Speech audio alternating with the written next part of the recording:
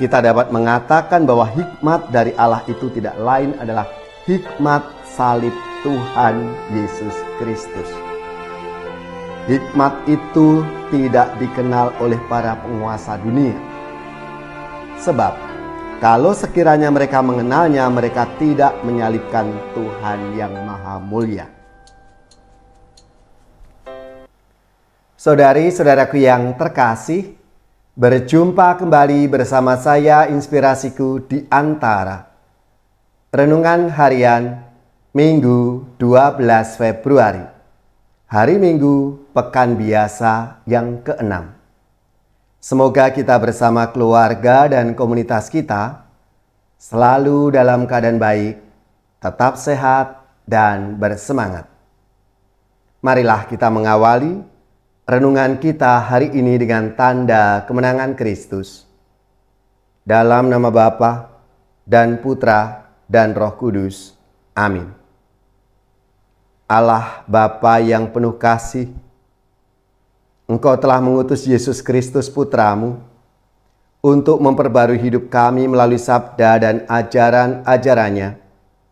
Kami mohon, bukalah hati kami untuk selalu mendengarkan Dia, sehingga kami dimampukan untuk menerima hikmat dari-Mu.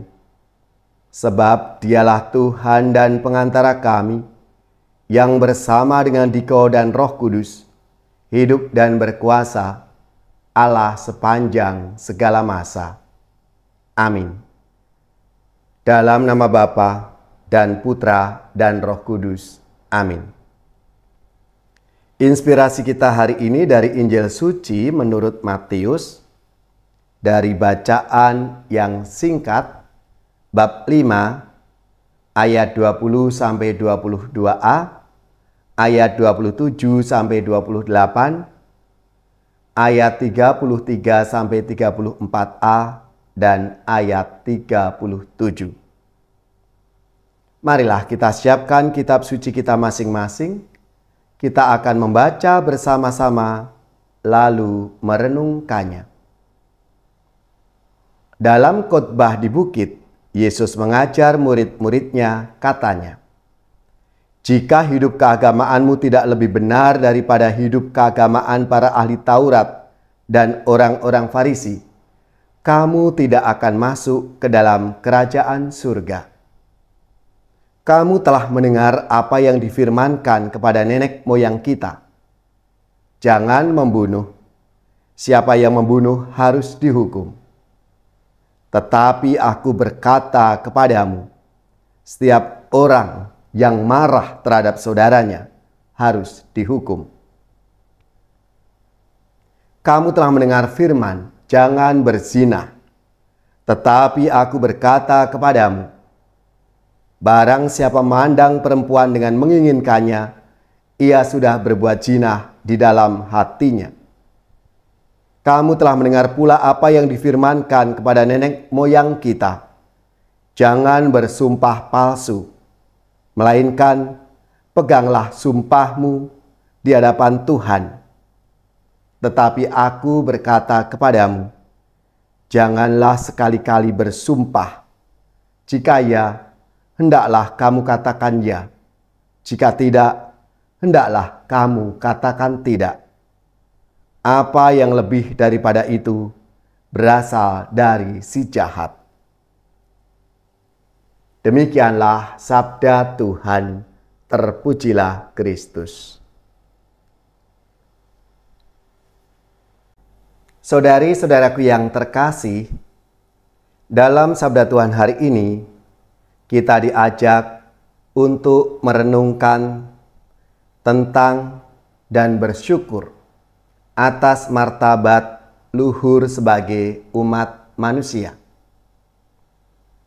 Hal pertama yang harus kita syukuri adalah anugerah, kebebasan, atau kemerdekaan.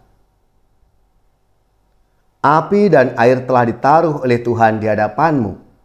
Kepada apa yang kau kehendaki, dapat keulurkan tanganmu. Hidup dan mati terletak di depan manusia. Apa yang dipilih akan diberikan kepadanya. Kita diciptakan sebagai makhluk yang dapat memilih api dan air, hidup atau mati.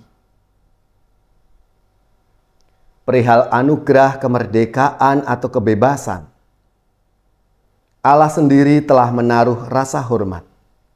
Ia ingin bahwa kewibawaannya yang maha kuasa terhadap makhluk ciptaan ditanggapi hanya melalui pemberian kasih yang merdeka. Saudara-saudaraku yang terkasih, adapun dengan anugerah kebebasan tidak berarti bahwa hidup kita ini bergerak tanpa arah. Tanpa mencabut kembali kebebasan yang telah diberikan, dan supaya manusia tidak tersesat karena berbagai kemungkinan yang terbuka berkat kebebasan, Allah memberikan kepada manusia kemampuan untuk memilih yang benar dan bersikap yang baik. Manusia dianugerai kebebasan dan kemerdekaan. Sekaligus kepadanya diberikan kemampuan mengisi kebebasan itu dengan benar dan baik. Kedua hal inilah hendaknya kita sadari dengan penuh syukur karena berasal dari keputusan dan kebijaksanaan Allah sendiri. Ia memberi kebebasan dan kemerdekaan, serta memanggil kita untuk memilih yang baik dan benar. Sungguh besarlah kebijaksanaan Tuhan. Ia adalah kuat dalam kekuasaannya dan melihat segala-galanya. Mata Tuhan tertuju kepada orang yang takut kepadanya, dan segenap pekerjaan manusia Ia kenal. Tuhan tidak menyuruh orang menjadi fasik dan tidak memberi izin kepada siapapun untuk berdosa. Saudara-saudaraku yang terkasih, kita dapat mengatakan bahwa hikmat dari Allah itu tidak lain adalah hikmat salib Tuhan Yesus Kristus. Hikmat itu tidak dikenal oleh para penguasa dunia. Sebab kalau sekiranya mereka mengenalnya, mereka tidak menyalibkan Tuhan yang maha mulia. Dan hikmat dari Allah ini secara konkret bisa kita lihat dan kita renungkan dalam sabda Tuhan hari ini. Hikmat yang istimewa itu akan membuat hidup keagamaan para pengikut Kristus lebih benar daripada hidup keagamaan ahli-ahli Taurat dan orang-orang Farisi.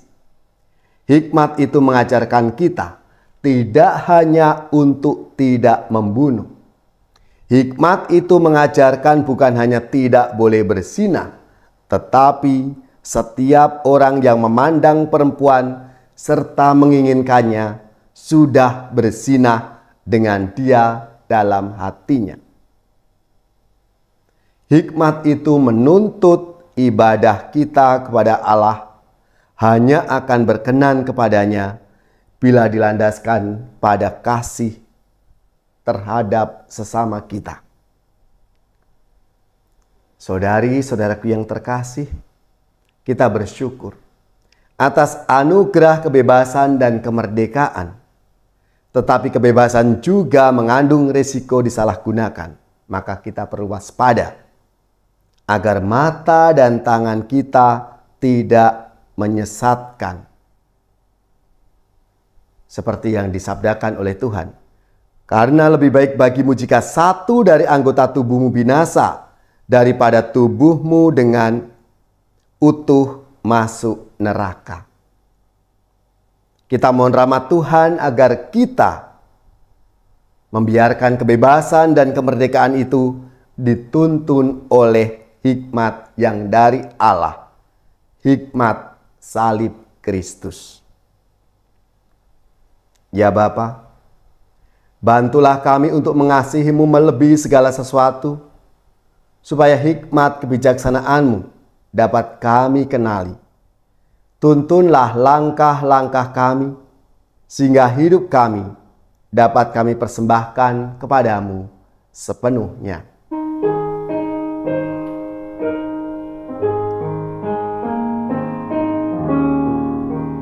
Aku rindu akan Tuhan dalam sakramen terkudus. Aku rindu menerima Yesus Allah manusia. Yesus, Yesus datanglah. Yesus tinggal di hatiku, aku amat bahagia. Yesus sungguh sahabatku, dalam suka dalam duka. Yesus kau sahabatku.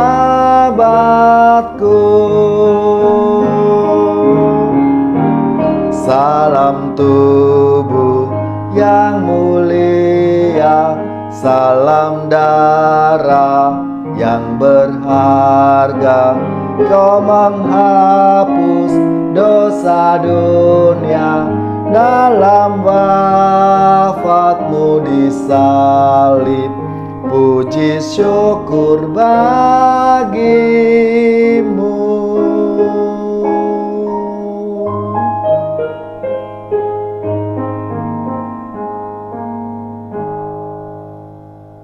Saudari-saudaraku yang terkasih, marilah kita mengakhiri renungan kita hari ini dengan mohon berkat Tuhan. Dan kita akan menerima tugas perutusan. Marilah kita siapkan hati kita untuk menerima berkat-Nya.